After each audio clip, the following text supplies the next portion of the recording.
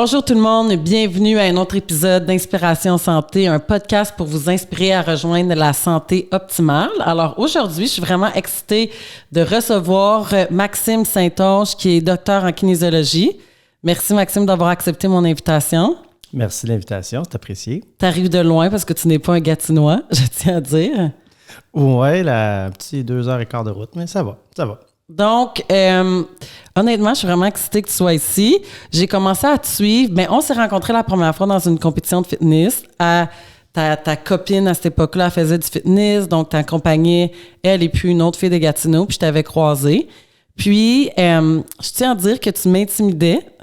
Je lisais tes articles. Puis, à un moment donné, toi, tu t'en rappelles pas. Puis, je sais pas si je te l'ai dit. Je dis, mais tu avais commenté. Je commençais à entraîner. Là, c'était comme dans mes débuts, puis j'avais posté quelque chose, genre un exercice qui brûle vraiment beaucoup de calories. Puis là, t'avais écrit « Ah oui, combien de calories? »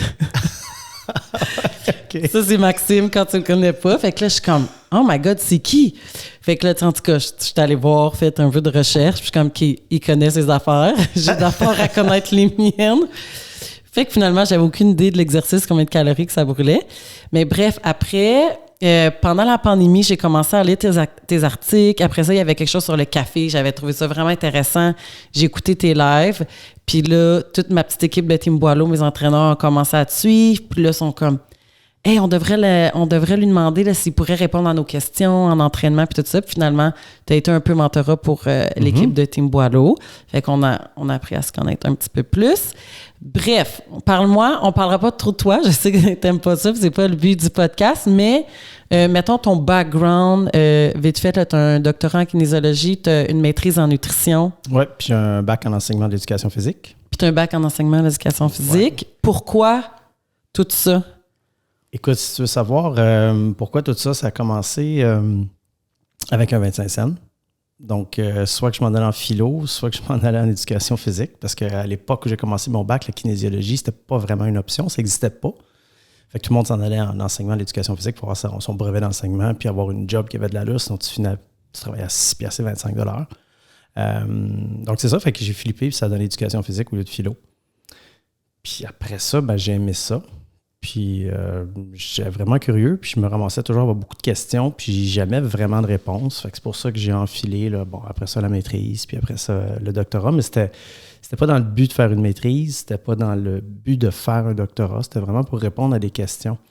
Fait qu'au final, j'aurais pu pas avoir le diplôme, puis répondre à mes questions, puis arrêter là, mais il y a toujours ma mère qui me disait « Continue, va jusqu'au bout, puis après ça... » Fait que là, pour être prof, parce que là, est-ce que tu es chargé de cours à l'université ou tu es professeur? Professeur à temps, l'appellation officielle à Ottawa, c'est professeur à temps partiel. OK. Puis, je suis aussi professeur à temps partiel au collégial, là, au Cégep du Vieux-Montréal. Puis, je travaille aussi comme conseiller pédagogique à la recherche au Cégep du Vieux-Montréal. Puis, est-ce que ça prend un doctorat pour être prof ou pas nécessairement?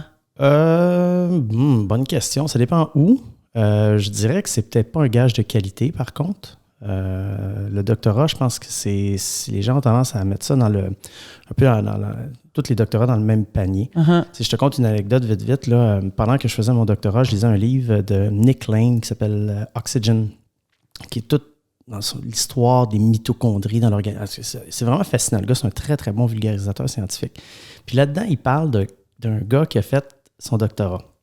Il dit, sa thèse de doctorat au gars, il a déterminé la cause probable de pourquoi les dinosaures sont morts. Ça, c'était son doc. Pourquoi ils sont morts, finalement? Il y a une partie météorite, là, mais c'est surtout à cause qu'il y a eu une diminution de la concentration d'oxygène dans l'atmosphère. Avant, c'était plus proche de 30 %. Je dis ça de mémoire, là, mais c'était plus proche de 30 %. Donc, à cette concentration-là, on peut soutenir des très, très gros organismes comme les dinosaures. Avec les éruptions volcaniques, potentiellement la météorite, cette concentration-là a diminué. Et ça s'est rapproché du 20,9, qui est actuellement la valeur qu'on a. Et ces animaux-là ne peuvent plus vivre. Métaboliquement, ça ne marche plus. Fait que si mon fils me le demande, au moins j'aurai une réponse. Exact. Mais tu vois, moi, je me dis, OK, moi, mon doc, c'est l'impact de l'entraînement en musculation sur la perte de poids chez une population très spécifique là, de femmes post-ménopausées. Tu te dis, ouais, tu sais, les deux, on va être docteurs. pas la même chose, là. Fait que, Puis, le fait que tu sois kin puis que tu aies un bac en nutrition, je trouve ça super intéressant. Maîtrise, je trouve ça super intéressant. Puis, il n'y a pas beaucoup de kin. Mais je pense qu'il y a une formation. Ils ont-tu un petit volet sur la nutrition dans le bac en kin? C'est variable d'une université à l'autre. Donc, c'est pas, à ma connaissance, c'est pas dans les cours obligatoires en nutrition. Donc, c'est souvent des cours qui peuvent être pris pendant le parcours universitaire en kin. Pour en avoir enseigné il y a quelques années à Ottawa, tu es limité un peu dans ce que tu fais. Tu as 12 à 15 semaines de cours là, pour enseigner ça. Donc, c'est très limité puis c'est souvent aussi très variable d'un prof à l'autre. Là. Donc là, toi, tu ne peux pas t'appeler nutritionniste? Non, parce que je ne suis pas membre d'une association professionnelle. Là, au Québec, c'est l'OPDQ. Donc, mais tu pourrais? Non, parce que je n'ai pas mon bac en nutrition. OK. Ça ne m'intéresserait pas non plus. Oui. Mais tu te sens très à l'aise de suivre les gens en nutrition. On s'entend. Je les accompagne. Je ne fais pas de prise en charge nutritionnelle comme telle, là, parce que ça demeure un acte réservé. Mais je vais mettre à profit mes connaissances puis mon expertise, qui est plus en ce qu'on appelle en bioénergétique, donc plus la régulation de la balance énergétique. Fait que c'est plus là-dessus que je vais les accompagner. Fait qu'inévitablement, oui, j'ai à travailler avec la bouffe, mais personnellement, moi, j'ai pas une approche où est-ce que je vais être un entraîneur qui va faire des diètes. Je comprends. Personnellement, je trouve que ça a peu d'impact sur le moyen et long terme. Dans certains contextes, ça peut être super bon, mais moi, dans mon entourage, dans les gens que je côtoie, c'est pas une approche qui est très, très, très, très importante. Puis quand ça va être le cas, je vais souvent référer à des nutritionnistes. OK. Là, il n'y a pas longtemps, j'ai lu un article que tu as publié qui est Pourquoi je ne perds pas de poids? Quelle bonne question! Je me dis, oh my God, en sentant que Team Boileau, on fait comme 80% de la perte de poids, que les gens se mettent dans des diètes, dans des programmes pour maigrir, des pilules magiques, des suppléments, blablabla. Bla, bla. Donc, je me disais aujourd'hui, est-ce que ça arrive que les gens viennent te voir parce qu'ils veulent perdre du poids dans ta clientèle? Oui, moi, la clientèle que j'ai, c'est presque toujours des gens pour qui là, c'est le dernier recours. Moi, ils viennent me voir, là, puis là, c'est le classique. J'ai tout essayé. Il n'y a rien qui marche. Ça doit être mon métabolisme, ça doit être mes hormones, ça doit être mes gènes. Là, j'ai souvent des gens qui sont au bout de leur parcours. Là. Puis moi, j'ai beaucoup une approche de, on retourne à la base. Là. Et puis, bien souvent, on va avoir les informations. On sait pourquoi la personne est en surpoids. On sait pourquoi la personne ne perd pas de poids. Après ça, il reste à changer les choses. Et c'est ça qui est plus difficile. Parce qu'il y a des gens chez qui c'est plus facile, le client qui arrive, que c'est quasiment le client parfait, qui a comme 20-25 livres à perdre, qui change ses habitudes de vie, un peu le mode sédentaire à passer à comme marcher plus, bouger plus dans sa journée. Il y a des clients où est-ce que tu te demandes presque c'est pas de ta faute comme entraîneur. Le nombre de fois que mes entraîneurs ont dit « Aïe, j'y arrive pas, tu sais, comme... » C'est de ma faute. C'est ça, c'est de ma faute. Est-ce qu'il y a des gens qui pourraient être condamnés génétiquement à être gros? La réponse, c'est sûr que oui, potentiellement, il y a des gens qui vont avoir un profil génétique qui va être vraiment défavorable. C'est une minorité de la population qui va être affligée de conditions comme ça. Dans la littérature, parce qu'il y a différents profils. On peut avoir des conditions comme Prader-Willi, ou il y a plein de désordres ou de maladies qui peuvent entraîner des prises de poids.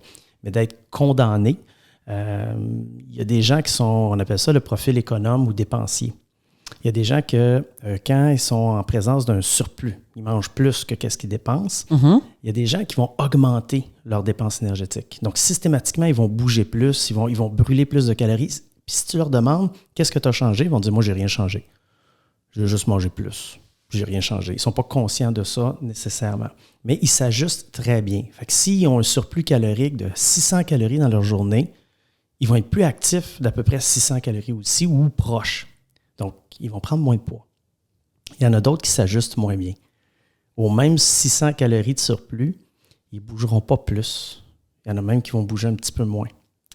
Mais est-ce que c'est une question de tempérament? Il y a comme... Ça, il y a des gènes qui ont été identifiés pour ça, là, ces profils génétiques-là. Mais c'est sûr que... Puis ça, c'est un des gros problèmes quand on parle de perte de poids puis de gestion de poids. C'est qu'on a toujours tendance à chercher l'affaire, la chose. Mhm. Pourquoi cette personne-là, elle a pris du poids? C'est parce qu'elle fait X. Mhm. C'est jamais ça.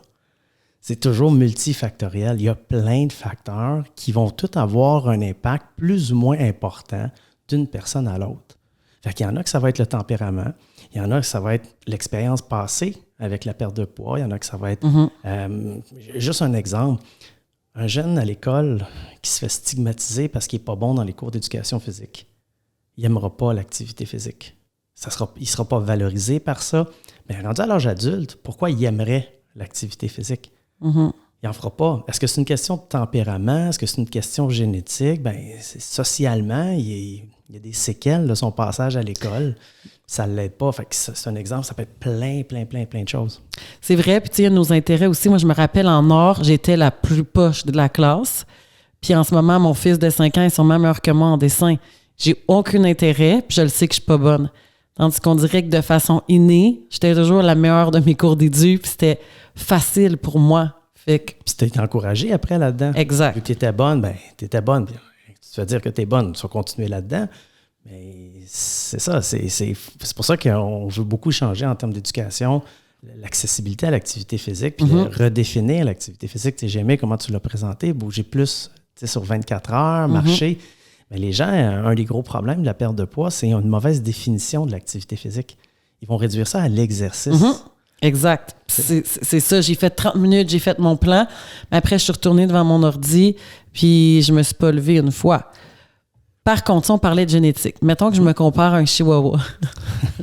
Okay. Non, mais OK, mettons que je regarde les filles dans le CrossFit. Si on regarde au niveau élite, ils sont à peu près 135 à 160 livres, à peu près pour une femme, OK? Moi, là, j'étais à 126. Je me verrais mal à 150. Peut-être que oui, mais je suis faite plus petite. On a quand même, tu sais, un chihuahua ne sera jamais un Doberman. C'est sûr. Quand tu regardes les extrêmes, puis ça, c'est un peu une problématique, entre autres, avec les réseaux sociaux maintenant, c'est qu'on va beaucoup être exposé à des extrêmes. Tu sais, moi, je connais des gens qui font du CrossFit, qui ne mesurent pas 5 pieds puis qui pèsent 185 livres. Tu sais, il y en a. Est-ce qu'ils vont aller aux CrossFit Games? C'est peu probable. Tu sais, c'est comme si tu regardes les nageurs ou les joueurs de basket de la NBA, tu vas dire, Colin, ils sont tous grands. Ben, c'est parce que c'est un déterminant de la performance. Fait que quand tu regardes le CrossFit, les tâches qu'ils ont à faire, ben, les élites mondiales, c'est les gens qui ont un gabarit qui est favorable à ça. Ça ne veut pas dire que systématiquement, parce que tu n'as pas le gabarit, tu ne performeras pas. Mais tu as une longueur d'avance de moins. Et ça peut être attribué partiellement à la génétique. L'autre aspect, c'est l'entraînement que ces gens-là font. Ils vont s'entraîner à peu près tous de la même façon, donc ils vont avoir des adaptations très similaires, ce qui va donner des physiques à peu près comparables. Mais c'est ça, c'est une prédisposition. Dans les extrêmes, c'est sûr que ça a toujours un effet, mais il ne faut pas regarder ces extrêmes-là, il faut regarder la masse. La majorité des gens qu'on va rencontrer en gestion de poids, ce sont des gens qui font partie de la masse. Ce ne sont pas les extrêmes, là. Donc, ces gens-là vont répondre à peu près de la même façon tout le temps. Puis les gens nous arrivent, je veux avoir l'air de tout ça. Tu sais, je donne toujours l'exemple, c'est comme je vais aller voir ma coiffeuse, j'ai pas les cheveux épais, puis je te montre une photo, puis tu me fasses cette peignure-là. Pas sûr que ça va l'air la même chose que la photo, tu sais. Les gens se découragent en disant, moi, je veux perdre de temps, mais est-ce que les corps ont une limite ou tout le monde pourrait devenir ma grosseur, exemple, tu sais, comme dans le sens que le corps a sûrement un équilibre puis tient à être proche de cet équilibre-là. Oui, mais c'est pas comme on pense, cet équilibre-là. Cet équilibre-là, c'est beaucoup en relation avec son environnement. Si on te change d'environnement, tu risques de changer. Si on t'envoie présentement en Ukraine, sur la ligne de front, presque pas de bouffe, il faut que tu te déplaces pour ta survie constamment. Moi, je pense que tu vas perdre du poids. Oh boy, je serai pas en santé, ça c'est sûr. C'est ça, mais on t'a changé d'environnement. C'est très drastique comme exemple, mais tu vas t'adapter.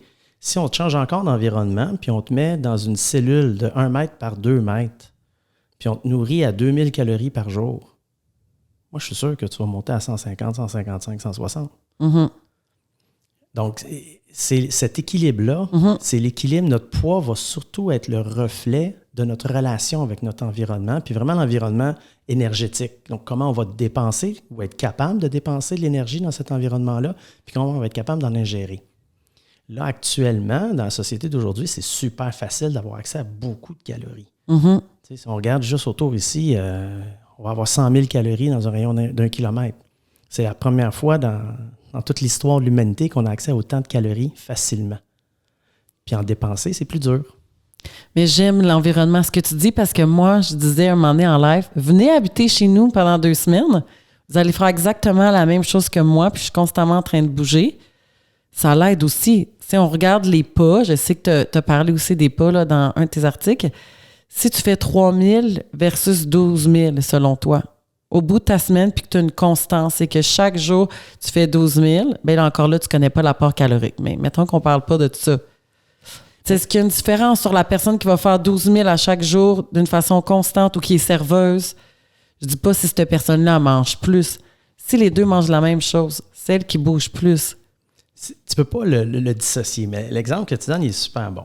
Si tu regardes, on prend quelqu'un qui fait en moyenne 3 000 pas par jour, puis quelqu'un qui en fait 12 000. Mais il faut regarder d'autres variables. Parce que là, on sait que ces deux individus-là, ils bougent. Parfait, mais après ça, il faut regarder 3 000 versus 12 000, ça représente quelle fraction de leur capacité, de leur potentiel. Exemple, si on a quelqu'un qui n'est vraiment pas en forme, vraiment pas, déconditionné, faire 3 000 pas par jour, c'est peut-être très demandant. Ça va avoir un effet sur l'appétit. Si cette personne-là, on la fait, on l'oblige, on la change d'environnement, elle est forcée maintenant de faire 12 000 pas par jour, cette personne-là, ça va être beaucoup, là, ça va être très dur là, pour elle. Mais ça va aussi stimuler l'appétit de façon très importante. Et là, ça ne sera pas de la gourmandise ou un manque de volonté. Là, c'est des signaux neurophysiologiques qui vont indiquer qu'il faut que tu manges. Fait que de passer de 3 000 à 12 000, ça se peut que cette personne-là, elle ne perde pas de poids. Parce que, elle mange plus. Elle va manger plus. Puis c'est pas une question de se discipliner, de dire, là, il faut que je me restreigne à mon plan.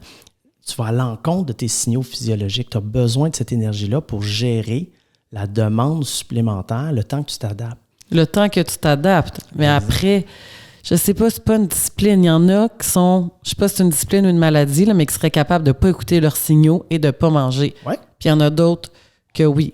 Oui, tout à fait. Il y en a qui vont avoir une forme de contrôle qui va être différente. Et ça ne veut pas dire que c'est mieux. Non. Parce que ces gens-là, ils ne répondront pas aux besoins de l'organisme. Donc, si tu passes de 3 000 à 12 000, puis tu n'ingères pas assez de calories, les calories, ça sert à quelque chose. Là. C'est pas sur la terre pour nous écœurer. Ça nous aide à récupérer. Fait que si tu passes de 3 000 à 12 000, puis l'alimentation ne suit pas, tu es vraiment restreint, ce qui va arriver, c'est que tu ne récupéreras pas. Et ton 12 000, tu vas le toffer un certain temps, puis à un moment donné, tu ne seras plus capable. Tu vas te blesser, tu vas tout sacrer là, puis tu ne diras pas « Ah, c'est parce que je ne mangeais pas assez ». Tu vas dire « Ce coup-ci, ça n'a pas marché, je n'ai pas eu assez de volonté ».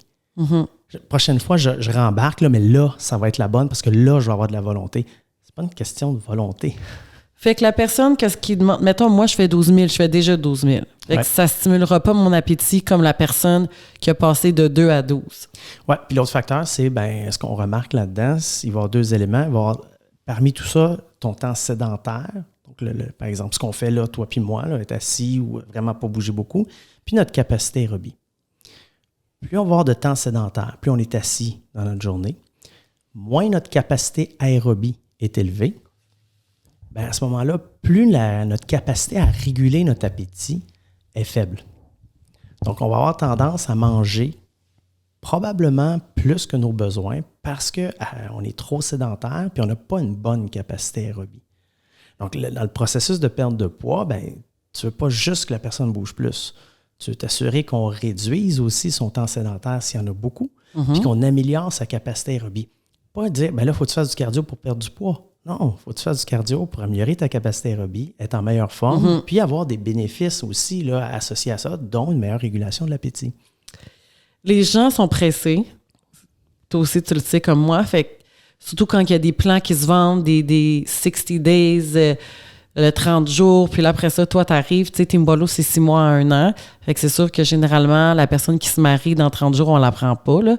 Fait qu'on on fait pas de ça, mais c'est difficile. Les gens veulent des résultats tout de suite, puis souvent, ils abandonnent, ils retournent dans leur pattern, puis ils veulent réessayer la prochaine diète qui va sortir.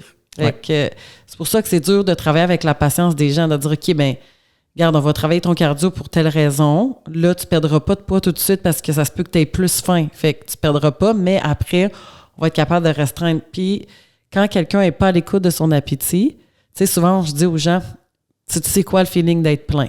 Moi, je le sais, puis j'aime pas ça. Bois beaucoup d'eau, pèse-toi sur le ventre, puis le feeling d'avoir faim. Est-ce que tu le sais, il y a des gens qui ont comme ils savent plus c'est quoi. Fait que c'est dur de dire, j'ai-tu vraiment faim? Est-ce que je suis à l'écoute? Est-ce que je mange trop? Toi, est-ce que tu donnes des cues pour aider les gens à savoir si tu de la gourmandise ou... Moi, je travaille plus sur l'autre côté, donc sur la dépense énergétique, puis j'essaie le plus possible de stabiliser les apports. Puis, un peu comme tu dis, c'est de faire prendre conscience de combien ils mangent. On mange beaucoup en Amérique du Nord par habitude. Donc, les portions qu'on met, c'est la portion qu'on a toujours mis. C'est-tu correct, c'est pas correct? Bien, c'est sûr que c'est correct. C'est la portion que je mets d'habitude. Et on ne se pose pas la question. Puis on a tendance à mettre la faim dans le même panier aussi. C'est la faim. Bien, la faim, c'est complexe. Il y a un volet physiologique à la faim. Donc, il y a une faim physiologique qui est bien réelle. Puis, bien, il y a une faim, selon les auteurs, il y en a qui vont dire l'aspect hédonique de l'alimentation, la faim psychologique, etc. Donc, il y a un autre volet à la faim qui est correct, mais qui ne répond plus à des besoins physiologiques. Et trop souvent, c'est cette faim-là qui va dominer. Donc, moi, je dis toujours, il y a avoir faim puis il y a avoir envie de manger. C'est deux choses. Donc, il y a des gens qui vont manger parce qu'ils ont le goût de manger, ils ont envie de, mais pas nécessairement parce qu'ils ont une faim physiologique. Ils n'ont pas besoin de renouveler leur réserve de glycogène dans le muscle. Ils n'ont pas besoin d'un apport en protéines pour faire de la synthèse. Ils sont tous corrects de ce côté-là. Mais je mangerais bien un steak ou je mangerais bien telle affaire ou je mangerais parce qu'ils ont le goût de ça. Bien, l'aspect psychologique, c'est tout aussi important que l'aspect physiologique, mais il faut juste se poser la question, bien, pourquoi? Pourquoi psychologiquement tu veux ça? T'sais, cette envie-là, elle vient de où? Et c'est en gestion de poids, c'est une étape qu'on oublie souvent de faire. C'est pourquoi les gens mangent. Souvent, moi, en tout cas, ce que j'entends, c'est beaucoup l'ennui. Puis, exemple, une habitude de quand je suis assis, j'écoute Netflix, ben je mange. Fait que nous, on donne des trucs comme va faire du lavage, tu sais, change la routine, va promener le chien, d'essayer de faire des choses autres que ce qui t'apporte à manger. Ben, c'est exactement ça, c'est de cibler pourquoi la personne mange. Si c'est de l'ennui, la solution, c'est pas de couper dans ce qu'il y a dans le garde-manger ou de dire t'achètes plus de chips. C'est pas ça le but. Le but, c'est de dire il faut trouver des stratégies pour pas que tu t'ennuies. Moi, j'en ai des gens que, écoute, on a commencé à faire des mots croisés, des sudoku, des choses comme ça, parce que, ils ne savaient pas c'était quoi, puis ils ont commencé à faire, j'aime ça. Fait qu'ils s'ennuient, comment ils font ça? Il y en a que c'est des Legos. J'en ai un en tête, là, que s'est acheté un Lego monstrueux à je ne sais plus trop combien de milliers de pièces, qu'il y en a pour des semaines à monter. Quand il s'ennuie, il s'en va sur sa table, puis il fait des Legos, puis il ne mange pas. Puis étrangement, il n'a pas faim. Mais c'est parce que sa faim physiologique est réglée. Ça, c'est une autre affaire qui est problématique, c'est qu'il y a des gens qui ne règlent pas, ils ne répondent pas à la faim physiologique. Qu'est-ce que tu veux dire? Exemple, il y a des gens qui vont s'entraîner très fort, puis une bonne dépense énergétique pendant leur séance d'entraînement, et après ça, ils vont se priver. Donc, les réserves de glycogène, elles ne se refont pas. Le sucre qu'il y a dans le muscle ne se refait pas. Puis ça, c'est un élément qui stimule l'appétit. Fait que là, ils vont combattre ça. Là. Ils vont dire, il ne faut pas que je mange, j'ai dépensé 800 calories dans mon entraînement. Si je remange là, j'annule l'effet de mon entraînement. Fait qu'il étire ça. Puis ça, on ne pourra pas gagner contre la faim. Cette faim physiologique-là, elle va avoir le dessus. C'est pas une question de discipline. C'est pas... ça marche pas. Là. Donc, c'est inévitable qu'à un moment donné ou un autre, ils vont se réalimenter. Et là, ils risquent d'avoir un mix de faim physiologique et de faim psychologique. Ils vont se suralimenter. Puis le problème avec cette stratégie-là, c'est que s'ils avaient pris un apport en calories après leur entraînement, la majorité de ces calories-là seraient allées dans les muscles qui ont travaillé. La grosse majorité. Les apports en glucides post-effort, ça s'en va où est-ce que ça a été utilisé. C'est vraiment ça. Et ça a un effet de satiété. Donc, s'ils avaient consommé des calories, exemple, ils vont dépenser 800 calories par leur entraînement, il reconsomme 800 calories après. On se dit, ça ne sert à rien, je me suis entraîné pour rien. Non, tu t'es entraîné, tu as amélioré ta condition physique. Ben oui. C'est super profitable. Puis ton déficit, tu vas pouvoir le créer sur ta journée, en bougeant plus de façon relaxe, parce qu'il y a moins d'impact sur ton appétit. Et là, après ça, ça sera de gérer ta faim hédonique ou ta faim psychologique. Parce que dans le fond, quelqu'un qui veut perdre du poids, qui commence à courir, puis ça, je le dis toujours aux clients 4 fois semaine. Moi, quand j'ai commencé la course, définitivement, ça a augmenté mon appétit. Puis c'est ce que je voulais. J'avais pas une grosse appétit, puis je voulais prendre du poids. Fait que j'ai trouvé que, de manger un petit peu de sucre avant, ça m'ouvrait l'appétit. Là, j'étais capable de manger un petit peu plus, puis de faire un peu plus de cardio. Ça, si je vais faire une course en haut de 5 km, là, c'est sûr que j'ai super faim. Fait que les gens qui veulent perdre du poids, puis que là, qui augmentent leurs dépenses énergétiques avec la course, exemple, et là, tu es confronté encore avec la faim. Ben oui, puis ça va être une faim, ça va être massif, là. Ça va être quelque chose là, comme faim. Puis en plus, c'est que si tu ne consommes pas assez de calories, tu ne récupéreras pas. Mais là, c'est ça. La ligne est mince de ce côté-là, puis si la personne arrive à se contrôler, parce que si, exemple, je ne sais pas, elle a comme 30-40 livres à perdre, après se retrouver en déficit, après ne pas manger après la course, elle serait mieux que la personne qui est à 6-7% de gras. Oui ou non? Ça dépend. Plus on a de poids, plus on a un excédent de poids, plus la tolérance à la restriction calorique est importante. Donc, dans le fond, plus on a un excédent de masse grasse, plus on a un potentiel pour tolérer la restriction calorique. En général, ça ne veut pas dire que c'est tout le monde, mais en général, on va observer ça. Moins on a de réserve de gras, plus on est sensible au déficit énergétique et plus c'est difficile.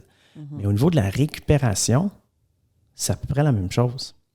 Donc, si j'ai une personne obèse qui va faire un gros entraînement puis qui est en restriction énergétique sévère, ça veut dire qu'il y a aussi des macronutriments, glucides, lipides, protéines qui rentrent en moins grande quantité, mais son potentiel de récupération va être moindre. À ce moment-là, on pourrait y aller avec des suppléments? Les suppléments, ça dépend. C'est toujours un terrain glissant parce que les suppléments, il y a une très, très grande diversité de suppléments, puis il y a une très grande variabilité dans les produits parce qu'il y a peu de contrôle qualité. Donc, ça aussi, c'est une grosse problématique. Il n'y a pas vraiment d'organismes qui sont blindés pour légiférer sur l'industrie des suppléments. Puis le problème avec les suppléments, c'est que dans 98% des cas, on n'a aucune idée si ça marche ou si ça ne marche pas. Mm-hmm. Tu sais, si tu prends un supplément de protéines avec des glucides dedans, qu'est-ce qui te dit qu'il y a des glucides et des protéines dedans? L'étiquette.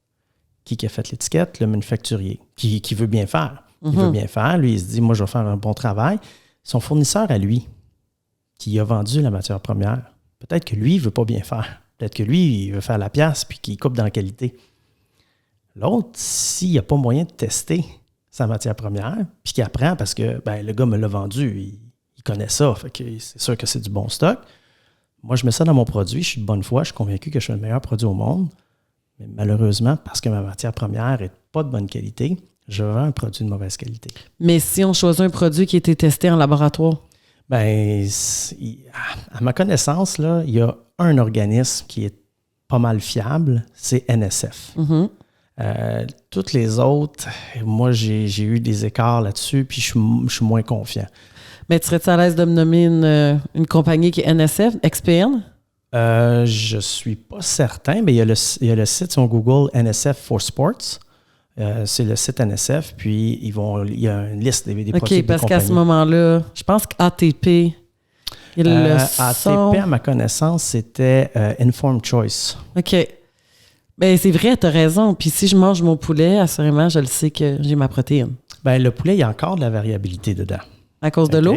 À cause de plein de choses. Le poulet, il a grandi sur quelle ferme? Il a mangé quoi? Il bougeait-tu plus dans il y a plein de facteurs. Qu'il soit bio ou pas bio, là, il va y avoir de la variabilité. Les infos nutritionnelles qu'on a, c'est à une moyenne approximative. Et il y a un seuil de tolérance. Il y a un écart qui est toléré par Santé Canada. C'est juste que c'est un peu plus contrôlé, justement, parce que ce sont des aliments. Mm-hmm, les lois sont plus strictes. Il y a un peu plus d'inspecteurs. Mais les suppléments nutritionnels, ça me fait mal de dire ça, mais c'est encore pas mal le Far West. Là. C'est beaucoup. Regarde, moi, j'ai GMP, le Good Manufacturer Practice. Ouais, ça, c'est un checklist que tu as, que c'est presque, tu reçois le checklist, tu check, tu le renvoies par la poste, puis on te renvoie ta certification. Là. J'exagère à peine, là, mais ta matière première n'est pas inspectée. C'est ça. Fait que les gens qui se retrouvent en surpoids mangent moins, donc il y a moins de vitamines et minéraux, la récupération. Quand on parle de récupération, ça serait quoi les dangers pour ces gens-là? Mettons qu'ils ont un régime sur 6 mois, on va dire une restriction calorique. Oui, si la restriction calorique génère de la fatigue, donc elle est trop importante, et ça, c'est très variable d'une personne à l'autre, mais disons qu'on a une restriction calorique qui génère de la fatigue, ce qui va arriver, c'est que la personne ne récupérera pas, donc il n'y aura pas de progression au niveau des entraînements, mais les entraînements vont toujours être difficiles. Donc, s'il y a quelqu'un qui travaille uniquement avec sa perception d'effort pour déterminer si son entraînement fonctionne ou non, cette personne-là va dire « Hey, ça va bien, je force de plus en plus, je trouve ça de plus en plus difficile. » Peut-être que sa vitesse va avoir diminué, peut-être que ses poids vont diminuer. Donc, il faut s'assurer qu'il y a une progression au niveau des capacités d'entraînement. Pour évaluer la progression, on pourrait évaluer la progression au niveau de la force. Force musculaire, capacité aérobie. Oui, c'est ça. Fait que ça te donne au moins toi, tu peux l'évaluer versus la perception de l'effort du client. Exact. Fait que si la capacité aérobie n'augmente pas, si la force n'augmente pas, il y a soit c'est deux choses. C'est soit que le niveau de sollicitation, donc ce qui est demandé par l'entraînement, c'est pas assez, ou soit que la récupération n'est pas là. Et qu'est-ce qui arrive quand la récupération n'est pas là? On accumule la fatigue. La fatigue, c'est un autre puissant stimulant de l'appétit, puis ça a tendance à fausser aussi nos mécanismes de satiété. Donc, en état de fatigue, on va avoir tendance à avoir une prise alimentaire un peu plus importante que ce qu'on a besoin réellement. Fait que, mettons, ça serait quoi, tu penses, le déficit en termes de temps là, qui serait sans impact pour la personne? Il n'y en a pas vraiment, parce que c'est du cas par cas. C'est une réponse plate, là, mais faut voir ça de l'autre côté. Ça va prendre combien de temps à la personne pour adopter l'habitude X, Y, Z? Mm-hmm. Ça va prendre combien de temps pour sa capacité aérobie à monter à une valeur minimale? Ça, on a plus d'idées. Si c'est une capacité aérobie qui est très faible, on peut dire en 6 à 8 semaines, on peut s'attendre à avoir une augmentation de 20, 25, 30 %. Donc ça c'est plus quantifiable.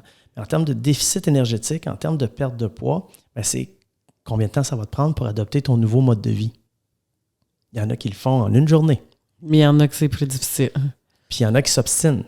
On dit, là, je l'ai fait pendant 3 mois. Mm-hmm. Là, je reviens à mon ancien mode de vie, mais je vais rester avec ma perte de poids. Ben c'est ça. Les gens nous demandent, là, dans combien de temps que je vais pouvoir manger mes toasts, là? Est-ce que ça va être comme ça pour la vie? Puis surtout, Team Boileau, c'est vraiment un mode de vie. C'est genre, c'est pas de légumes verts, on compte pas. Tu sais, c'est comme une belle assiette, ça a l'air de quoi. Puis c'est vraiment au niveau de l'activité physique aussi. Puis les gens, ils comprennent pas que si tu retournes à tes habitudes d'avant, tu vas revenir comme avant.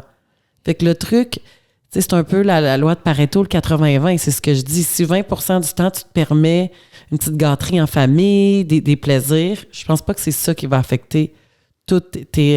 je sais pas si tu es d'accord avec moi. Ben, tu sais, je sais pas si c'est 80-20, je sais...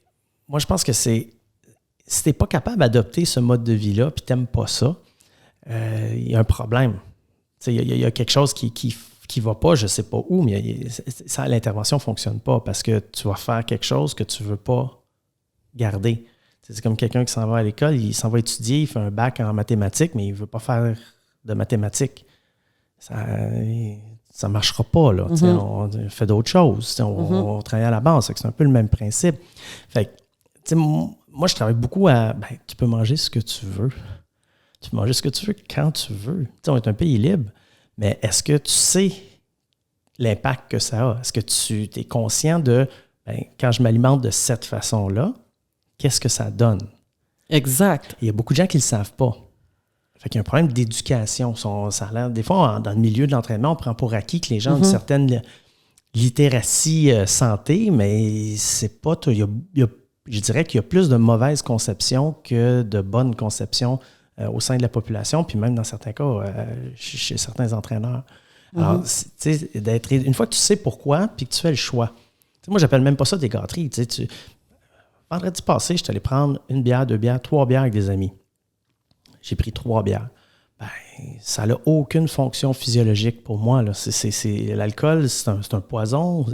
C'est littéralement oui, ça. Oui, c'est littéralement ça. Fait que, écoute, je me suis empoisonné. Moi, j'ai eu bien du fun avec mes chums, puis j'ai trouvé ça bien correct. La fin de semaine, j'étais fatigué. J'étais moins performant. Est-ce que j'étais fâché? Je dis, non, j'assume. Je savais vendredi que j'allais avoir une mauvaise fin de semaine après. J'allais être fatigué, puis bon... Je l'ai assumé. Je suis cohérent dans cette décision-là. Si j'avais sacré toute la fin de semaine, j'avais été fâché d'être fatigué, j'avais été exécrable avec ma conjointe, ma fille, là, il y a une incohérence, il y a un problème. Mm-hmm. Fait que je pense que c'est ça, amener les gens un petit peu à dire, tu veux boire 3 litres de vin par semaine parce que tu aimes ça, c'est correct. Mais c'est quoi l'impact de consommer 3 litres de vin par semaine? Est-ce que tu le sais? Est-ce que tu le sais réellement? Là? Parce que les gens vont dire, je sais, c'est pas bon. Non, est-ce que tu sais réellement qu'est-ce que ça fait? Moi, je prends l'exemple du temps sédentaire. Quand je dis aux gens, ton mode de vie présentement, là, quand on fait des mesures, là, je dis ton mode de vie, il y a une augmentation du risque de mortalité précoce, toutes causes confondues, de 80 %. Ça, c'est comme un ex-fumeur. Les gens disent, c'est ça, maintenant tu le sais. Je peux t'aider à changer ça. Exact. Si tu veux rester assis, si tu dis, moi, là, tous les soirs, là, c'est 4 heures de télé, puis je ne veux pas changer ça, c'est correct. Maintenant, tu sais que, par contre, que ce 4 heures de télé-là tous les soirs, ça augmente ton risque de mortalité. Mm-hmm. Ça ne veut pas dire que ça va te tuer, mais les probabilités vont faire en sorte que tu as un risque plus important de mourir plus jeune. Si tu es correct avec ça, continue. Puis habituellement, les gens, ils ont peur? Ça dépend. Je te dirais que c'est assez polarisé comme réponse. Il y a des gens que c'est une claque d'en face puis qu'ils veulent vraiment se prendre en main. Ils disent que ça n'a pas de bon sens. Je dirais que ça a tendance à être la clientèle plus jeune. Par exemple, quand j'enseigne, des fois, on a des travaux au collégien, on a des travaux avec le temps d'utilisation du téléphone puis le temps assis, prise de conscience de ça. Et je te dirais que cette clientèle-là réagisse mieux. Ah oui? Oh oui. Que les plus vieux? Oui. Réagissent mieux dans le sens que soit qu'ils se prennent en main, qu'ils se disent « OK, là, je réduis, ça n'a pas de bon sens, je suis en train de passer la moitié de ma vie sur mon téléphone, j'arrête ça, je diminue. » Puis il y en a d'autres qui disent « c'est beaucoup, je le sais, c'est pas bon. » Mais gars, je continue. Mais ils sont très à l'aise, ils sont informés. C'est comme, je sais, je fume, c'est pas bon, mais je vais continuer, mais je le sais que c'est pas bon. Je le sais vraiment, là, pas juste ma mère qui m'a dit c'est mal fumé. Je sais là, les effets que ça va faire. C'est d'informer un peu de ça. Fait que en gestion de poids, c'est la même chose. C'est d'informer des facteurs de risque, des éléments qui sont problématiques. Puis après ça, c'est aux gens de prendre les décisions s'ils veulent changer ou non. Exact. Je vais nommer quelque chose. On s'est fait un défi, ma gang et moi, de faire des douches froides le matin. Je prends ma douche le soir. Fait que là, le matin, ça implique que j'ai le potentiel de réveiller à peu près tout le monde à l'heure que je me lève. Puis, je subis assez de stress à mon corps que j'ai réalisé que j'aime pas ça. Ça me stresse, mais j'ai pas le goût de commencer mon matin sur l'eau froide. Si c'était le soir, ça serait différent, mais là, on s'était mis, 3 filles ont fait ça. Je suis comme, OK, il y a des bienfaits qui disent, mais j'ai pas le goût. Voilà. Fait que je le fais pas, tu sais. Fait qu'après, tu le sais, mais on s'entend, je suis en santé, tout est beau. C'est pas comme quelqu'un qui bouge pas, qui a du diabète, problème de cholestérol, haute pression. Puis là, il se fait mettre au pied du mur. On s'entend que là, le choix, tu dois quand même faire un choix pour ta santé. Si moi, prendre une douche froide, que je sais là, comme à 100% que ça pourrait aider quelque chose que j'ai pas, peut-être que je le ferais. Mais là, je me dis, j'en fais assez. Fait que je vais laisser faire la douche froide. Mais les gens, souvent, surestiment ce qu'ils font. Fait que vont dire, là, je bouge, je m'entraîne, je fais telle affaire. Mais tu sais, la fin de semaine, là, par exemple, au camping, je veux pas enlever ça. OK, mais d'abord, est-ce que ta vie est correcte comme c'est là? Parce qu'il n'y aura pas de changement. Là. Fait que ton poids, comme il est là, il n'y aura pas de changement si tu n'es pas prête à changer ta vie de fin de semaine de party autour du feu. Parce que oui, ça a un impact. La semaine parfaite du lundi au vendredi, puis ça, c'est ça, l'été avec les clients. Puis là, le samedi, dimanche, c'est la bière, l'excès un peu en nourriture. Un va avec l'autre souvent. Là. Il y a de la consommation d'alcool, il y a une suralimentation qui vient très souvent avec chez la majorité des gens. Là. Puis là, les gens ne parlent pas. Puis ils sont frustrés parce que du lundi au vendredi, ils ont suivi à 100%. Fait que je pense qu'il y a une acceptation aussi à faire de dire, regarde, moi, les fins de semaine, je veux le prendre, mon verre, je veux faire telle chose. J'ai le goût de relaxer puis d'être assis tout le week-end. Je suis pas prête à faire ces compromis-là, mais au moins, je ne pourrai pas réussir mon objectif physique que je veux atteindre. Il faut que ce soit un choix libre et éclairé de la personne. C'est elle, au final, qui va décider. Puis quand la personne comprend ça, c'est bien. Par contre, il y a des fois des gens qui ne le comprennent pas puis qui vont blâmer tout le monde autour. Mm-hmm. Ah, cet entraîneur-là, moi j'en ai beaucoup. Là. Ah, cet entraîneur-là, il n'était pas bon. Je suis là, écoute, peut-être qu'il n'est pas bon, là, mais je pense pas que c'était lui le problème. T'as-tu changé? Peut-être qu'il n'a pas réussi à te faire modifier tes habitudes de vie. Puis à ce moment-là, si tu me dis qu'il n'est pas bon, ben, il a échoué dans sa tentative. Mais tu sais, il n'est pas tout seul dans le bateau, là.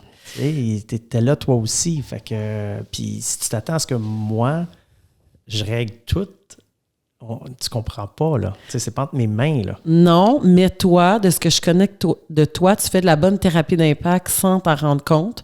Tu es capable de démontrer le problème avec une certaine analogie. En tout cas, moi, je trouve ça super. Puis moi aussi, j'ai un bac en travail social. Fait que pour moi, quand j'étais avec des clients, je faisais un petit peu de relation d'aide. Puis il y a un peu de ça aussi, tu sais, dans notre travail. Puis même la façon que tu m'expliques des problèmes, t'es comme, OK, ouais, j'avais pas pensé à ça. Tu sais, il y a des réflexions qu'on doit faire quand on veut perdre du poids sur notre mode de vie. Tu sais, je suis vraiment prête à faire ça? Ça va-tu me rendre heureux? Je vais être de mauvaise humeur avec tout le monde puis en vouloir, tu sais, comme le monde qui compétitionne puis qui en veut au monde entier qui mange des gâteaux à côté. Regarde, c'est toi qui as choisi. Personne qui t'oblige, là. Je veux dire, on t'a pas attaché. Tu sais, fait que c'est un peu de dire, comme moi, là, quand les gens ne me demandent plus si je veux de l'alcool ou presque maintenant, parce que j'en bois pas. Si oui, ça se peut que je prenne un verre de vin comme ça, social, mais je suis pas quelqu'un qui consomme. Les gens de mon entourage me le demandent même plus. À un moment donné, ils se sont écœurés parce que je suis toujours ferme. C'est dur de dire non. Mais là, qu'est-ce que je vais avoir l'air dans le party? Je suis la seule qui boit pas. Je sais pas pourquoi c'est si mal vu de pas boire c'est parce que versus de boire. C'est festif, la consommation d'alcool. Fait que si tu consommes pas d'alcool, c'est que tu n'as pas le goût de festoyer. Donc, ça va pas. Hey, ma blonde, elle boit rien, puis je pense que c'est celle qui veut le plus danser, bouger, rire, jouer à des jeux. C'est la plus à jeun de la place. C'est une problématique. Là. Moi, pour résoudre ça, bien souvent, puis je l'avais déjà dit, je vais me commander un verre, puis je ne le bois pas. Ou je vais me commander une bière, je vais la boire. Une journée, je vais boire ma bière, après ça, je vais aller aux toilettes, je vais la remplir d'eau. Sauf le week-end passé, Sauf que là, on en a pris 3. Mais puis c'est ça se prêtait à ça, mais c'est vrai que probablement que j'aurais eu autant de fun si j'avais pris juste une bière, tu sais. Mais le serveur était fatigant. Fait que, c'est une pression sociale. Tu sais, je suis tanné qu'ils viennent aux 2 minutes. Allez-vous prendre autre chose? Allez-vous terminer? Je vous amène l'addition. Bon, je vais t'en prendre une autre. Fait que, mais c'est une pression. Tu sais, au final, moi, je voulais pas ça. Je voulais avoir la paix. Ouais. Fait que, mais tu sais, j'ai même pas fini ma dernière bière. Parlons-en de l'alcool pour les gens qui consomment, qui veulent perdre du poids. Est-ce que tu trouves ça plus difficile de travailler avec une clientèle qui sont pas prêtes à lâcher l'alcool? Moi, je trouve pas ça plus difficile, mais le taux de succès est moins élevé. Ça, c'est clair, ils réussissent moins bien. C'est la problématique, c'est ce que tu illustrais tantôt. Ils vont tout bien faire pendant la semaine. Puis même dans certains cas, ils vont se forcer pendant la semaine. C'est un supplice, là. Aller à l'entraînement, je me suis forcé pour y aller. La notion de plaisir n'est pas vraiment là. Ils vont se priver au niveau de la bouffe. Là, la mode, c'est des meal prep. Le dimanche, on prépare toute la bouffe, mais ils se préparent, c'est tout portionné. Là, toute la semaine, là, c'est dur de se limiter à ça. Là, c'est le gros effort. Là.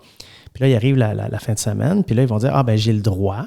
C'est mon cheat day. C'est correct. » Parce que c'est quand même glorifié un petit peu, ça, le cheat day. Tu en as besoin. Bien, là, il va y avoir de l'alcool avec ça, puis il va y avoir une grosse prise de bouffe.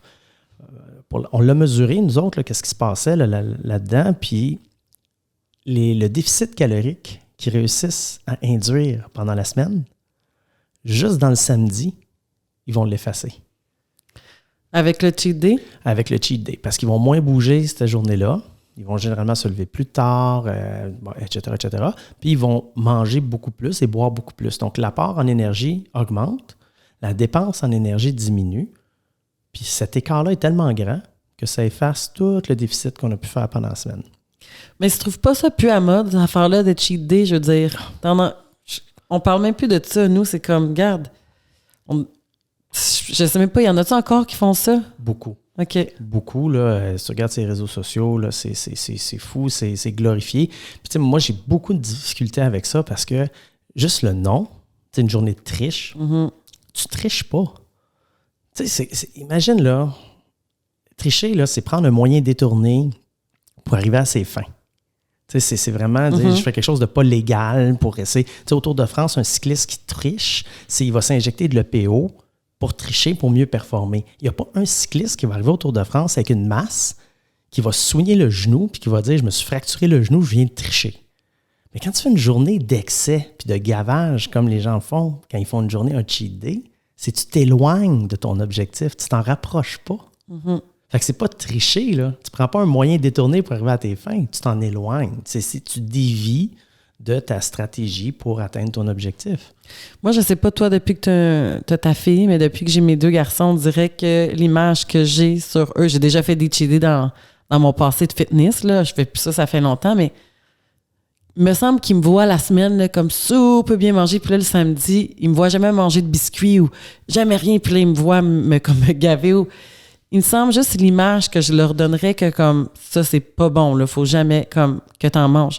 Chez nous, je veux dire ça, on a le goût de manger quelque chose quand même, c'est le lundi, le mardi, le jeudi, on le mange, puis tu sais, ça finit là. Mais je me dis de donner cet exemple-là d'espèce de contrôle à nos enfants, est-ce que c'est pas un peu problématique? Moi, je trouve totalement. Puis pour les enfants, ça, c'est clair. Là. C'est sûr. Puis juste de le glorifier, juste de le valoriser, juste de dire, moi, je me sens bien quand je fais ça. Il faut réaliser que la problématique, c'est ta relation avec la bouffe au complet. Là. Imagine, tout ce que tu fais la semaine, ça t'écœure. Fait que pourquoi tu le fais? Parce que tu penses que ça va te permettre d'atteindre ton objectif. Tu sais, ça, si je prends un joueur de hockey, là, un kid, alors moi, j'ai joué au hockey, mais je me rends dans la Ligue nationale. Fait que je vais me forcer, là, puis à tombe, puis oui, etc., là, je vais me forcer pour être bon jusqu'à temps que j'arrive dans la Ligue nationale. J'en connais pas beaucoup de joueurs de hockey dans la Ligue nationale que c'était ça, là, qui haïssaient le hockey, puis qui l'ont fait parce que, si je voulais faire bien de l'argent. Le taux de succès n'est pas le même. C'est ça. On s'entend. Si le processus, si le changement de tes habitudes de vie t'écoeure à un point tel que faut que tu fasses sauter à soupape une journée dans la semaine, puis pas à peu près, moi, je m'interrogerais sur le processus. Tu sais, on va se le dire, là, cru comme ça. Si on voit quelqu'un qui a 40 livres à perdre, c'est sûr que son mode de vie n'est pas correct. On peut-tu dire ça ou tu serais pas prête à dire ça? Qui n'est pas correct. Je le dirais pas comme ça. Moi, je peux dire que son mode de vie a été propice à l'exposer à un surplus calorique. OK, mais parce que toi, tu dirais que quand tu as 40 livres de plus, ça veut pas dire que tu n'es pas nécessairement en santé. Si tu as 40 livres de trop, c'est un facteur de risque. Bon, fait que ton mode de vie te met à risque pour ta santé. Peut-être. Ton poids te met à risque pour ta santé. Ton mode de vie, je ne le sais pas. Ça serait... S'il est sédentaire, là, oui, la sédentarité, ça va augmenter le risque. Ton mode de vie alimentaire? Même chose. Mais tu sais, il pourrait super bien manger. Mais trop. Si son poids est stable, puis que dans sa vie, tout est parfait, puis qu'il y a 40 livres de trop, il y a un facteur de risque, ce qui est bien mieux que moi. J'en ai pas mal plus qu'un facteur de risque. Donc... Oui, mais il s'est rendu là. Il a pris 40 livres. Fait que c'est 40 livres en trop qui te met à risque. Fait que oui, il mange trop. Oui. Il peut peut-être bien manger, mais il mange trop. À un moment donné ou un autre, il a mangé plus que qu'est-ce qu'il avait besoin. Bon, fait que mettons qu'on dit les facteurs de risque, là. On pourrait dire consommer de l'alcool. Oui, la consommation d'alcool, le tabagisme. Sédentarité, clairement. Là, c'est la 4e cause de mortalité mondiale, là, toutes causes confondues. Là. Sommeil, est-ce qu'on pourrait dire le manque de sommeil? Sommeil, je ne suis pas certain que ça fait dans le top 5. OK. Il y aurait quoi? Ensuite de ça, on a dit tabagisme, on a dit consommation d'alcool, sédentarité. Bon, après ça, dans l'eau, là, tu vas avoir les aliments transformés. Tu peux avoir... Dans quoi, excuse? Dans l'eau, là, on va avoir les aliments transformés. Après ça, pendant un certain temps, il y avait une consommation excessive de gras. Après ça, dans le top 10, là, ça se promène un peu. Là. Mais définitivement, là, le poids est là-dedans aussi. Même si aujourd'hui, on a tendance à plus vouloir en parler un peu, mais le poids est un facteur de risque comme tel.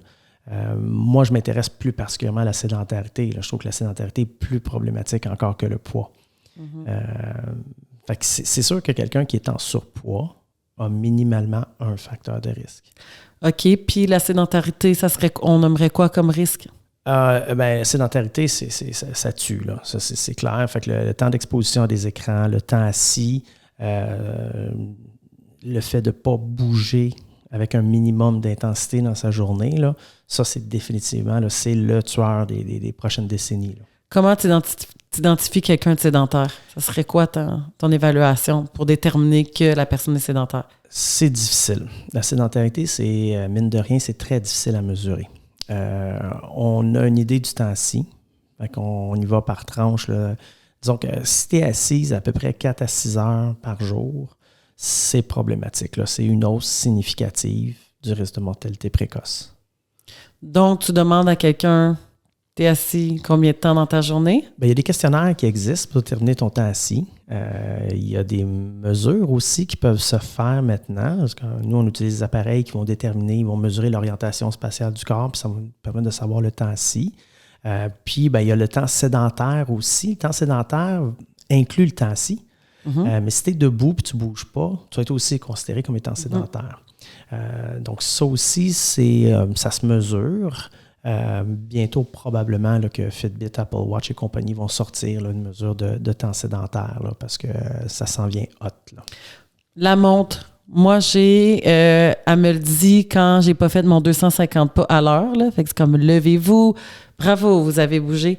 Puis les journées que je suis comme back-to-back en séance, oublie ça, là, j'atteins mon comme 14 sur 12, là, puis je me sens bien. Les journées que je suis debout puis j'arrête pas, ça peut être 4-5 heures à la suite que je suis debout. Puis là, quand je m'assois, quand ça fait 4 heures que je suis assis, tu deviens fatigué. On dirait, c'est comme la concentration n'est pas au rendez-vous, c'est beaucoup plus difficile. Fait que moi aussi, je suis certaine. Puis au gouvernement, avec le télétravail, là, les gens recommencent à retourner, mais ça, c'est grave, là, tu bouges. Bien, peut-être que des gens font le lavage, font des tâches quotidiennes en même temps, mais au gouvernement, les gens allaient chercher un café, allaient se déplacer pour l'imprimante. Il y avait plus de chances que les gens se déplacent que maintenant, le travail à la maison. Bien, la réponse est très polarisée avec le télétravail puis le travail comme avant. Il y a 2 types de réponses. Il y a des gens qui, en télétravail, vont bouger beaucoup plus parce que le temps de transport, ils vont l'utiliser pour faire de l'activité physique. Il y en a d'autres qui vont bouger beaucoup moins. Parce que moi, j'ai vu les gens qui arrivaient dans mon bureau, c'était qui bougeaient moins. C'est ça, fait qu'il va en avoir, puis la sédentarité, c'est vraiment le mal du siècle. Tu sais, après, c'est facile à dire, là, la pandémie, il me semble que les gens que je parlais, c'était beaucoup la pandémie, mais je pense que l'accès au frigo en tout temps, ça n'a pas aidé, là. Savoir que tu as ton frigo avec toute la bouffe, OK, je vais manger. Si tu es au travail, tu penses moins. Oui, mais il peut y avoir par contre d'autres comportements plus problématiques. Il y en a, exemple, ils ont un café gratuit au travail. Fait qu'ils vont enfiler 3, 4, 5, 6 tasses de café par jour. Puis là, ça va masquer la fatigue. Fait que c'est des gens qui ne s'entraînent pas, qui sont surstimulés pendant la journée, qui ont des besoins accrus de récupération, mais qui ne récupèrent pas. Fait que c'est un cercle vicieux où est-ce qu'ils vont toujours surstimuler jusqu'à temps qu'ils tombent malades, qu'ils s'épuisent, etc. Il y a du bon, il y a du mauvais un peu dans tout. Oui, non, je comprends cette histoire-là aussi du café, là, que ça peut être problématique. Parlons-en juste un peu du café. Tu penses quoi du café? C'est une drogue. La caféine, ça cause une dépendance physiologique. Là. C'est pas quelque chose de bénin. Puis je trouve qu'au niveau de la société, on le banalise justement beaucoup, la consommation de caféine. Puis on a un discours vraiment bizarre par rapport à ça. Exemple, les boissons énergisantes. On dit on ne devrait pas donner ça, on devrait les taxer, les boissons énergisantes, c'est dangereux. Mais le café, c'est correct. La substance active, là, à la base, est très similaire, que ce soit une boisson énergisante ou un café Tim Hortons, là, pour ne pas faire de pub. C'est le comportement derrière cette consommation-là. Donc, une substance qui va causer une dépendance. Mais on dirait que les jeunes, oui, il y en a qui boivent du café, là, je généralise un peu, mais ils sont plus portés à s'acheter des Monster, ces drinks-là, que boire juste un café.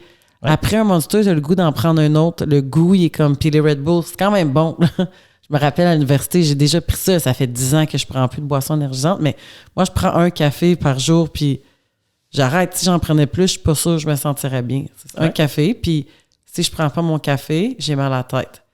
Fait que, tu sais, je veux dire, c'est un café, là. Des fois, ça arrive que je le prends pas. C'est juste, j'aime le goût. j'aime le réconfort que ça m'apporte, mais après, je prends jamais de café l'après-midi. Moi, après que c'est fini. Puis, j'ai commencé ça fait longtemps, puis j'en ai parlé aussi à mon équipe. J'ai une de mes collègues qui le fait. Je prends jamais mon café en me levant, je le prends après mon entraînement. Comme ça, j'utilise l'énergie que j'ai, puis ça a toujours été ça. Puis je finis mon entraînement, puis je prends ma tasse de café. Fait que je m'entraîne comme sans stimulant, si on veut. Ouais. Puis j'aime vraiment ça. Il y en a qui sont juste pas capables. Là. Comme c'est comme une habitude de se lever puis prendre le café automatiquement. Ben, c'est une dépendance. Puis c'est difficile à s'en débarrasser. Puis si tu fais le lien avec l'entraînement, ben, il y a peu de gens qui performent plus sur la caféine. Il y a peu de gens qui performent plus? Oui. Pourtant, j'avais vu des études quand j'ai fait mon cours à l'Université de Laval sur la supplémentation et les performances. Oui. Puis, c'était prouvé scientifiquement que ça pouvait augmenter pour les sports d'endurance, je crois. Pour la force, pour les sports d'endurance, c'est quand de l'ordre de 6 à 13 % les améliorations sur la performance chez ces athlètes-là. Mais quand tu regardes ces athlètes-là, quand on les teste, c'est paramétré. Ils savent leurs chiffres. Tu sais, en vélo, OK, j'étais à 350 watts, je suis à la caféine, j'étais à 375. OK, je tiens ça. Monsieur, madame, tout le monde, moi, on a fait des tests, je te donne un exemple, sur la force maximale, sur la capacité aérobie, avec ou sans caféine.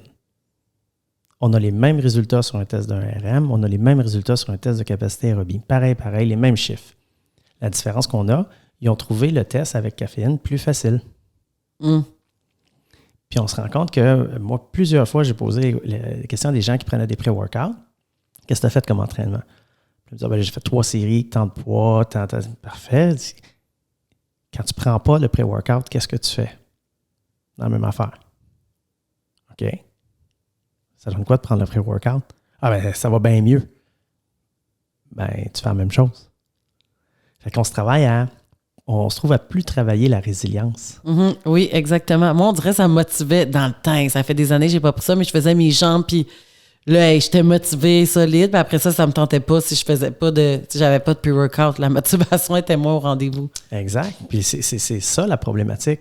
Puis l'usage de la caféine avec les athlètes, c'est super difficile parce qu'il faut vraiment bien doser quand est-ce qu'on l'utilise, à quel moment, quand est-ce qu'on va faire un sevrage, parce qu'il faut prévoir la période léthargique, quand est-ce qu'on l'utilise pour une compétition, puis comment gérer l'état de fébrilité. C'est super difficile. Non, je voudrais pas gérer ça. C'est tough, mais il y a plein de gens qui s'entraînent. Moi, je me souviens quand je travaillais dans les gyms, à un moment donné, au gym, il avait commencé à vendre des boissons énergisantes.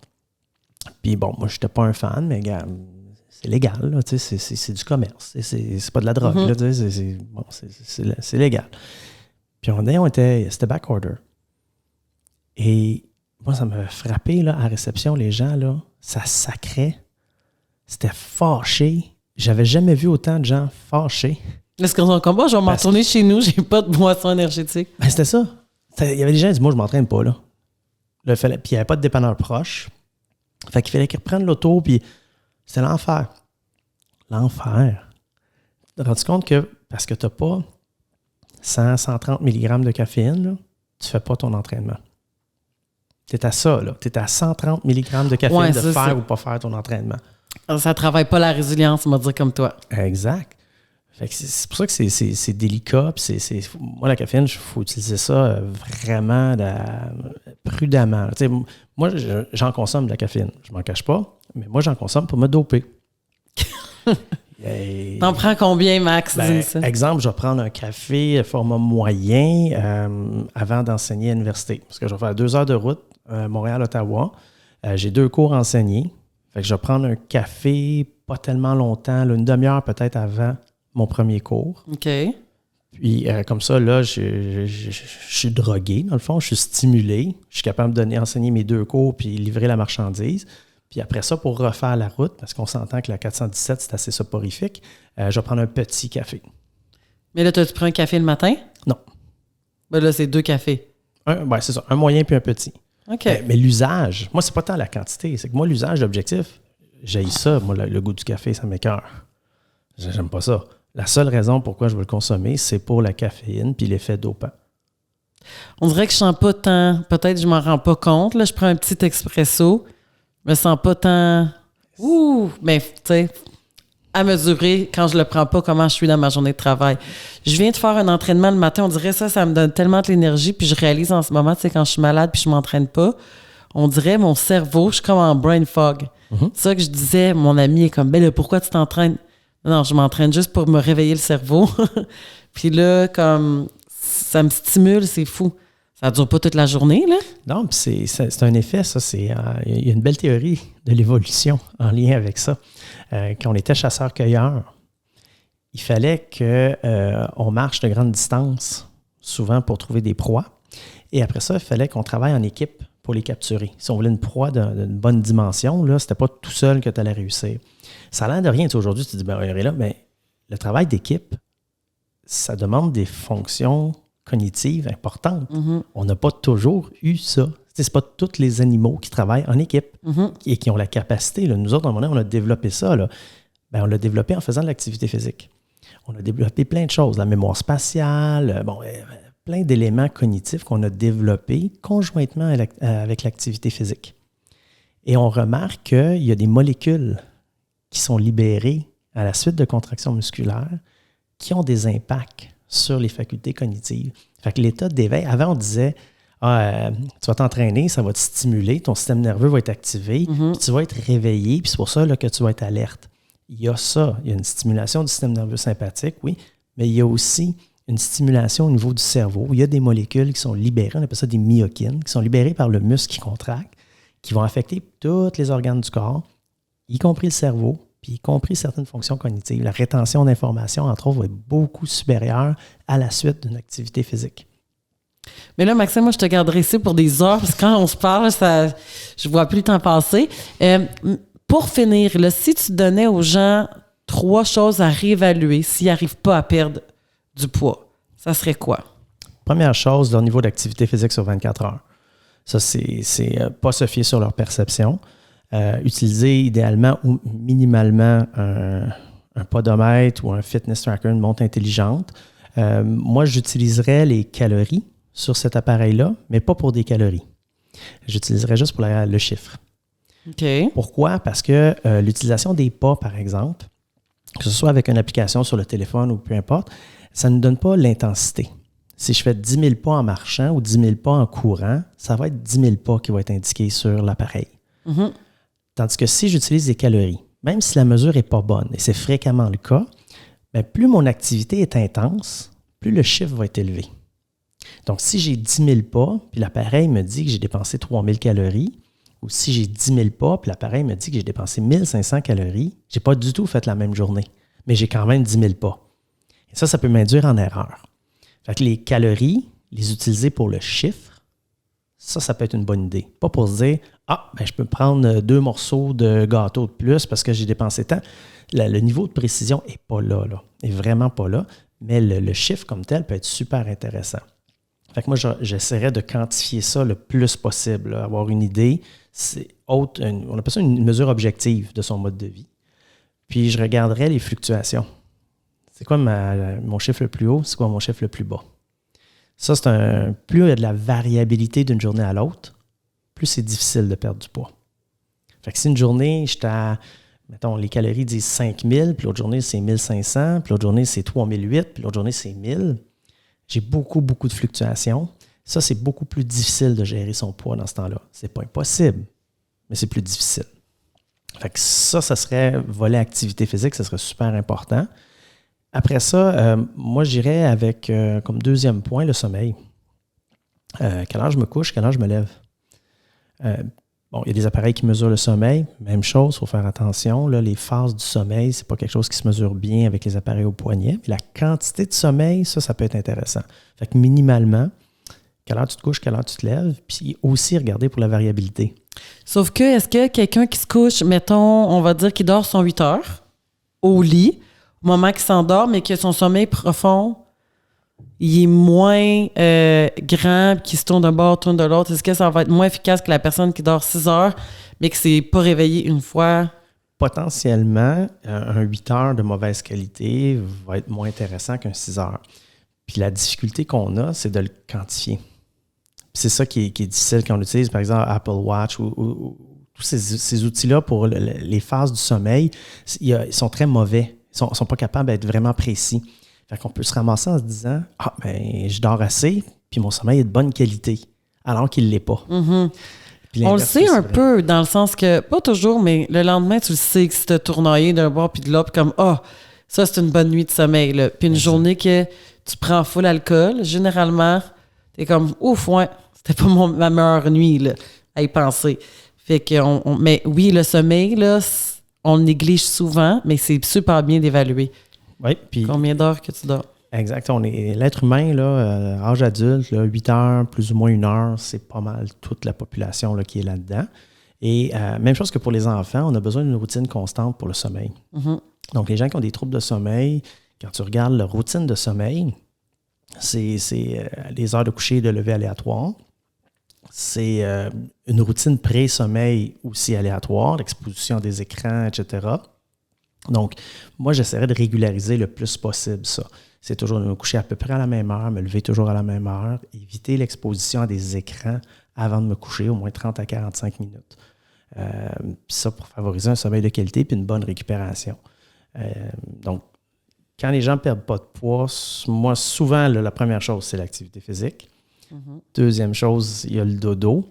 Puis, la troisième chose, c'est, je dirais, il y a la bouffe, mais j'aime pas regarder ça parce que trop souvent, ça donne rien, je trouve. Les interventions qu'il y a là-dedans, les gens disent « Ah oui, je sais que tu me l'as dit, je le fais pas. » Fait que, en tout cas, moi, j'ai pas un taux de succès élevé avec ça. Fait que j'essaie de me débarrasser le plus possible de ça, puis juste de les éduquer sur les choix, puis qu'eux-mêmes fassent les bons choix. Fait que je mettrais pas, moi, mon top 3, je mettrais pas la bouffe, moi, je mettrais le temps assis. Puis le temps d'exposition à des écrans. Donc, la sédentarité, là, ça serait mon troisième facteur. Selon moi, c'est une des principales raisons pourquoi les gens, 1, ne récupèrent pas et 2, ne perdent pas de poids. OK. Wow, mais c'est vrai, je suis d'accord avec ça. Moi, c'est sûr que dans notre approche avec Timbrolo, on regarde beaucoup la nutrition, puis on est arrivé avec une recette qui est quand même gagnante, qui fonctionne, avec une approche qui est très individuelle. Puis quand la personne part, comment tu te sens par rapport à ton plan? Comme par rapport à ce mode de vie-là, tu penses-tu que c'est réaliste? Tu vois-tu déjà ça comme une montagne? Tu sais, comme... Parce que des fois, les gens aussi, pour quelqu'un qui connaît tout, mais qui ne l'applique pas, c'est une affaire, mais pour quelqu'un que ça a l'air du jargon, puis ça a l'air super complexe, qui ne cuisine pas, tu sais, il faut partir de là. Je veux dire, si la personne, exemple, elle mange des Pop-Tarts pour déjeuner, ou à tous les jours un bagel cream cheese au Tim Hortons, puis qu'elle s'en fout de pas le manger, que maintenant, avec son smoothies le matin, comme ma femme de ménage, c'était ça. Elle a changé, puis là, ça a comme tellement... Elle se met des épinards, elle se fait son smoothie, elle est super contente, comme « Ah, je me sens super bien ». Elle a changé son déjeuner, puis ça l'a porté à changer son dîner. Puis elle a fini par perdre 25 livres, puis 30 livres. Puis je pense qu'elle prenait des médicaments pour le cholestérol, puis elle a commencé à filer bizarre. Finalement, on n'en avait plus de besoin. Elle a vraiment... Puis ça bouge, la femme de ménage. En tout cas, moi, je regarde chez nous, je me dis, tu sais, à 3 ménages par jour... Ça bouge. Puis elle a changé, elle mangeait 2 toasts le matin, une sandwich le midi. Elle a switché, puis elle se fait une salade de protéines avec un genre de smoothie, ça apporte des fruits. Puis juste en changeant ça, sans activité physique. Ben, dans son quotidien, en fait. Déjà beaucoup. C'est ça. Elle a perdu 30 livres, puis a arrêté ses médicaments. Fait que j'ai trouvé ça super. Elle a probablement du fun aussi. Oui, elle aime ça. C'est ça. Fait que c'est l'aspect, moi, je trouve intéressant là-dedans, c'est que la stratégie nutritionnelle, pas tant la stratégie qui est super importante que l'adhésion. Mm-hmm. Elle aime ça, puis elle y adhère. Elle adhère. Écoute, elle est bien là-dedans, c'est varié, etc. Alors, go, tu sais. Mais merci, j'apprécie tellement que tu aies accepté mon invitation. J'espère que tu as aimé ton expérience avec moi. C'était bien le fun. Puis nos discussions. Puis tu vas devenir mon entraîneur bientôt, fait que on va se voir. Pour les gens qui ne savent pas, je pense que ça fait... Ma dernière entraîneur, c'était en 2011. Et ça va faire 10 ans. Puis, dans le temps, là, je me rappelle, il y avait même des affaires sur Instagram là, ou Facebook. Un entraîneur qui a un entraîneur, lol. Genre, c'était comme mal vu. Ouais. Vraiment, là, comme si toi, t'étais entraîneur, t'avais pas le droit d'avoir un entraîneur dans mon temps avant. Puis là, au contraire, tu sais, comme j'ai un coach en business... Je suis comme, pourquoi que moi-même, je vois tellement le bien que je fais à mes clients, comme, hey, si tu savais comment que ça me fait du bien, je me dis comme, moi aussi, je peux me payer ça, là? Fait que, on se voit dans 2 semaines. Ça marche. Merci. Merci à toi.